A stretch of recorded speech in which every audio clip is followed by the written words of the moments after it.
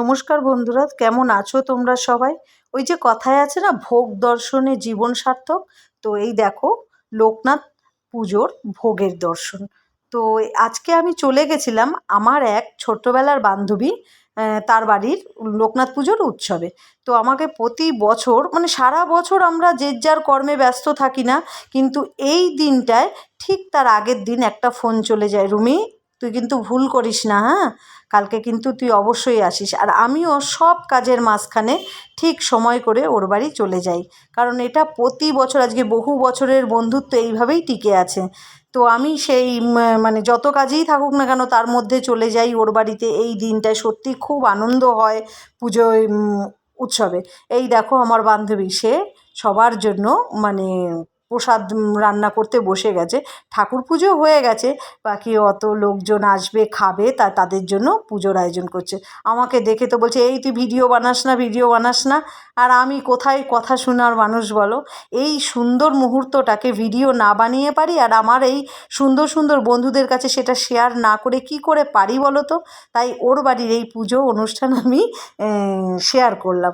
আর ওই দেখো না, আমাকে তেড়ে মারতে আসে, তোকে মারবো শয়তান, তুই ভিডিও বানাচ্ছিস কেন? আমি তো কথাই শুনছিলাম না, ও আমাকে বকেই যাচ্ছে।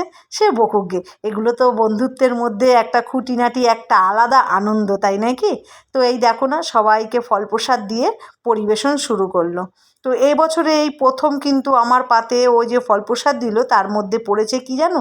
নতুন একটা ফল, যে ফলটা আমি এখনো পর্যন্ত খাইনি। তোমরা গাইস করতে পারছো?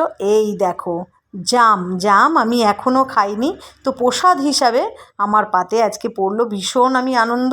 তো এই দেখো না, সবাই ওর আত্মীয় স্বজন সবাই এসছে, তার মধ্যে যে ও আমাকে নেমন্তন্ন করে, এটা আমার কাছে অপরি পাওনা। এই যে ফল প্রসাদের পরে দিয়ে গেল লুচি আর ভোগের সুজি। তো যাই হোক, আমার বান্ধবী আমাকে এতটাই ভালোবাসে যে মানে বলে বোঝাতে পারবো না। ওর পারিবারিক অনুষ্ঠানেও যে ও আমাকে মানে ওদের সঙ্গে যুক্ত রাখে, এটা আমার কাছে ওপরই পাওনা বলে মনে হয়। লুচি আলু মানে সুজির পরে এসে গেল আলুর দম, আর ওই যে অন্নভোগ মানে পোলাও, আর তার সঙ্গে খিচুড়ি। সর্বশেষে পাতে পড়ল কি, লোকনাথ বাবার মহাপ্রসাদ হচ্ছে আমিত্তি।